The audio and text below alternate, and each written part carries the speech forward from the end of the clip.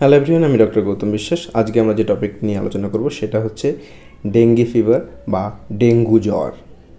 এটা কি না, এটা হচ্ছে একটা ভাইরাল ইনফেকশন। ডেঙ্গু ভাইরাস থেকে বা ডেঙ্গি ভাইরাস থেকে আমাদের শরীরে যে জ্বর হয় সেটাকে আমরা বলি যে ডেঙ্গি ফিভার বা ডেঙ্গু জ্বর। এবার প্রশ্ন হচ্ছে যে ডাক্তারবাবু, ডেঙ্গি হলেই কি হাসপাতালে ভর্তি হতেই হবে? এরকম কি কোনো ব্যাপার আছে? এরকম কি কোনো বাধ্যবাধকতা রয়েছে যে ডেঙ্গি হলো আর হাসপাতালে গিয়ে ভর্তি হলাম? দেখুন, এই প্রশ্নের উত্তর জানতে গেলে আপনাদেরকে ডেঙ্গি রোগটি সম্পর্কে দু চার কথা জানা দরকার। সেটা হচ্ছে যেই ডেঙ্গি রোগ, এর কয়েকটা স্টেজ রয়েছে। যেমন মাইল্ড ডেঙ্গি যেটা, সেটাকে আমরা বলি যে ডেঙ্গি ফিভার, মাইল্ড স্টেজ। এরপরে মডারেট টু সিভিয়ার স্টেজে রয়েছে ডেঙ্গি হেমারেজিক ফিভার, আর একটা আছে ডেঙ্গি শক সিনড্রোম। তো মাইল্ড স্টেজে মানে ডেঙ্গি ফিভার, এক্ষেত্রে আপনার কি অসুবিধে হবে না, আপনার ডেঙ্গি হওয়ার সাথে সাথে আপনি ডাক্তারবাবুর কাছে এসেছেন এবং আপনার অসুবিধের মধ্যে রয়েছে জ্বর, গা হাত পা ব্যথা, গাঁটে কাটে ব্যথা, কারো কারো একটু বমি ভাবও থাকে এবং ভীষণ দুর্বল ভাব। এই সমস্যাগুলো ডেঙ্গি ফিভার মাইল্ড স্টেজে দেখা যায়। নেক্সট দুটো যে স্টেজ আমি বললাম সেটা হচ্ছে ডেঙ্গি হেমারেজিক ফিভার।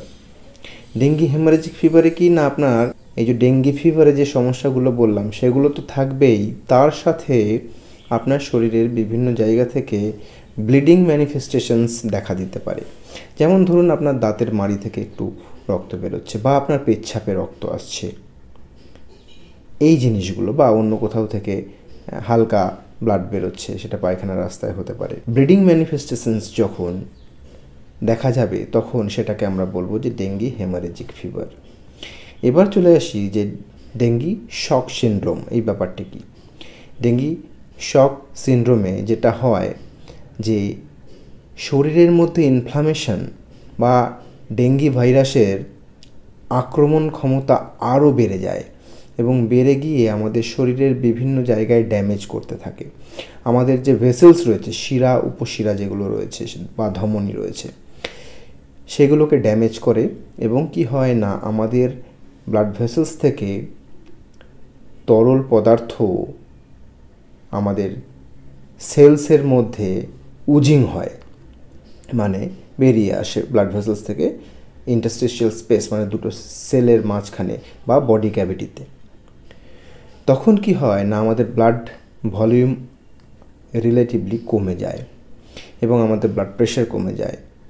আমাদের যেটা হয়, আমাদের বিভিন্ন ভাইটাল অর্গান যেমন লিভার, হার্ট, ব্রেন, ওখানে ব্লাড সার্কুলেশন কমে যেতে পারে ব্লাড প্রেশার কমে যাওয়ার জন্য, এবং আমাদের শ্বাসকষ্ট হতে পারে, আমাদের বমি ভাব বা বমি ঘন ঘন, পেটে ভীষণ ব্যথা হতে পারে, বা হেমারেজিক সিনড্রোম বা সিমটমস যেগুলো রয়েছে সেগুলো আরও বেড়ে যেতে পারে এবং পেশেন্ট আলটিমেটলি শকে চলে যেতে পারে।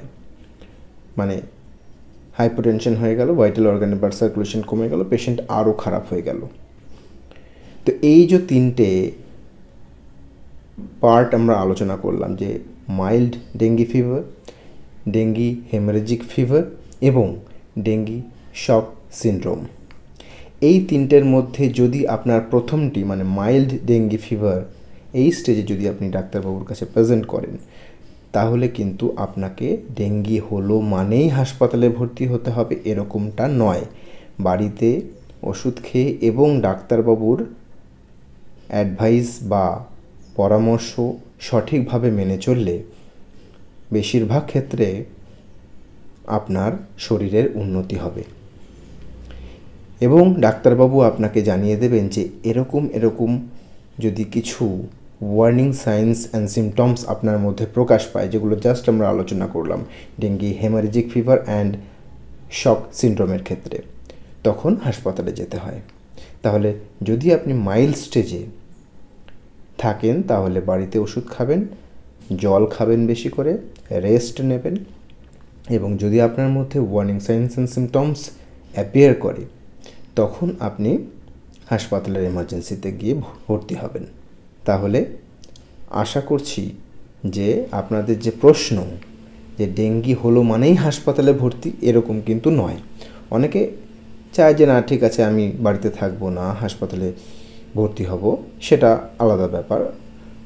সাবধানতার তো কোনো শেষ নেই, সুতরাং হাসপাতালে ভর্তি থাকা যেতেই পারে। কিন্তু অনেকে চান যে আমি হাসপাতালে ভর্তি হব না। তো ভর্তি হব না মানেই যে সে ভর্তি হবে না এরকমটি নয়। যদি সে শুধু মাইল্ড ডেঙ্গি ফিভার এই স্টেজে থাকে তাহলে সে বাড়িতে ওষুধ খেতে পারে। কিন্তু ডেঙ্গি হেমোরেজিক ফিভার বা শক সিনড্রোম এই স্টেজে যদি কেউ থাকে এবং সে যদি বায়না ধরে যে না আমি হাসপাতালে ভর্তি হব না, বা বাড়ির লোক যদি বায়না ধরে হাসপাতালে ভর্তি করব না, সেটা কিন্তু সঠিক নয়। সেক্ষেত্রে হাসপাতালে ভর্তি হতেই হবে। সেক্ষেত্রে কিন্তু বাড়িতে চিকিৎসা করা সম্ভব নয়, এবং যদি আপনি রিস্ক নিয়ে থাকেন, ডাক্তারবাবুর কথা না শোনেন, তাহলে কিন্তু আপনার বড়সড় ক্ষতি হয়ে যেতে পারে, মৃত্যু পর্যন্ত হতে পারে। ধন্যবাদ। আমি ডক্টর গৌতম বিশ্বাস।